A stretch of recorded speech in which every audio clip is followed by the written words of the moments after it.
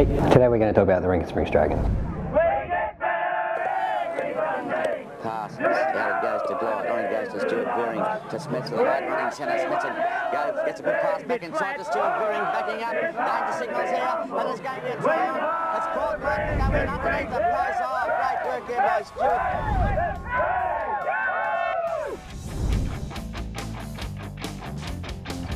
Hey, I'm Reece Buskins from Plymouth Punks, and today we're going to be talking about a place close to my heart, Rankins Springs, in the middle of New South Wales.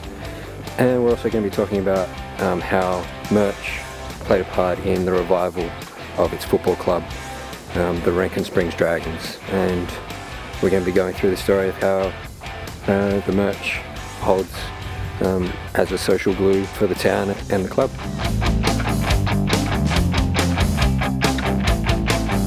Cracked earth, a stubborn sun, and 17 blokes in footy jerseys battling it out. Those Dragons colours weren't drafted by a sports marketing agency. They were mixed from red dirt, boot polish, and whatever paint was left in the tractor shed.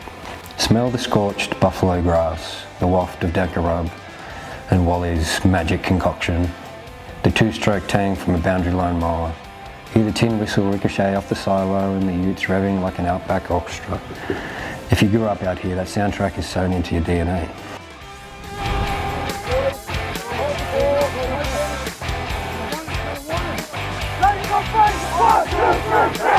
But no, it means everything, mate. Like it's where Dad played. Like I remember 21 when I first played.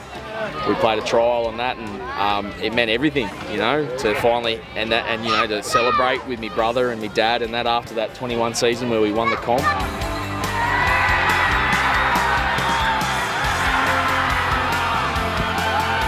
Like in that, wearing that badge, and yeah, you know, it's something inside you. It's like it's really important, and it's nice to be able to do that, keep it going, you know. I remember the '97 grand final. Stuart Veering broke his leg. 97, 01, 2000, sorry. 2000, remember that clear as day. First memory of the Dragons would be run around on the sideline as a 6-year-old. Well, Dad played back in Group 17 days in the 90s.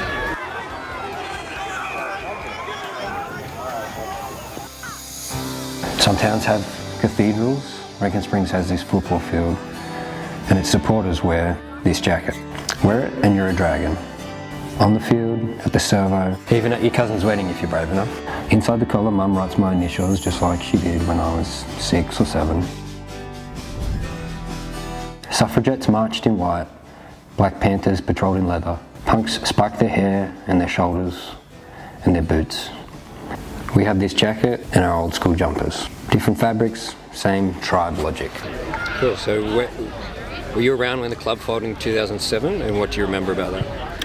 Yeah, I was around. We were ball boys in the grand final the year before, and I have a newspaper saying RIP Group 17. Yeah, I remember. So I remember 2017, it must have been 2017, we were sitting in Marg and Troy Veering's pool with Marg, Troy, Mum and Dad, and we sat there and I said we're going to start the footy club up again. Dad and Troy laughed at us and said, "You're never going to go again."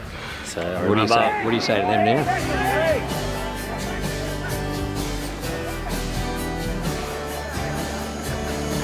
I was still living in Wollongong at the time, and like I was seeing updates, I didn't know what was happening, and then like I saw like yourself and my brother and all the boys like playing and that, and then obviously when I seen the post, they won the comp.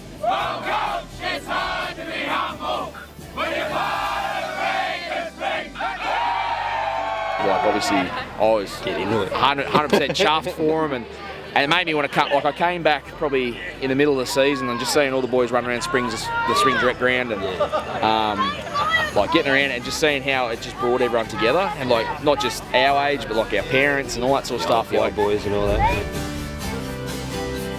So the Rankins Springs merch isn't a way for the club to, you know, turn a profit. The club doesn't turn a profit. The merch is a way for its players and its members and, you know, the volunteers to express their loyalty to the club, and especially for the older players and the older members of the club who can't put the jersey on and run out on the field. There's still an immense amount of pride in wearing the merch, and it's a way for the people of the town to say that the town really matters. Scientists call it mirror neuron coupling. Dress alike and brains sync faster. A 2019 study showed a 47% oxytocin spike when teammates trained in matching kit. Trust literally woven into fabric. But yeah, a Dragons jacket kind of represents that you'll like bleed for the club. You'll put your heart and soul on the line, not just on the football field, but also in the streets. Kind of like you're putting that on your chest, and you're going to defend it. And out here, footy gets a bit tribal, and part of that is the hand-me-down merch that passed on through the generations. That up there is my uncle's jersey. He played wing. It's a number 2 in the 70s, I think. This jersey is my dad's from, I have no idea what year, the 90s at some point. And there's also like a bunch more of merch, jackets, hats, just lying around in my family home. We all kind of got one of Dad's jumpers, and I've got about 3 of them. It's just kind of woven into the fabric of everyday life in Rankins Springs is, the football club. So when people buy the Dragons merch, where does it go? Where does the money go?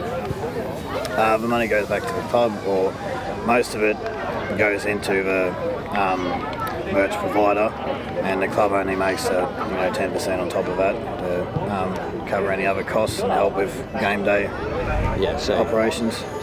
Yeah, well, it goes for equipment. It goes to setting up the game days, to running the canteen type thing. It pretty much pays regos. Pays a fair bit of regos. Like we only put $5 on. We're not making $1 million off it, but definitely helps pay regos. We haven't paid regos the last couple of years, but it's amazing how far and how wide we send merchandise out to everyone. Yeah. So do you have examples of that? Or? Yeah, Central Coast, South Coast. People up in Queensland sent some stuff too. It's all that stuff, mate. It's just anything the club needs. Goes to all that. We're pretty fortunate at Springs. Everyone usually buys a bit of gear each time we do a merch run. Plus, we all look. I think we're probably the slickest looking club on Saturdays anyway. Always good stuff. So yeah.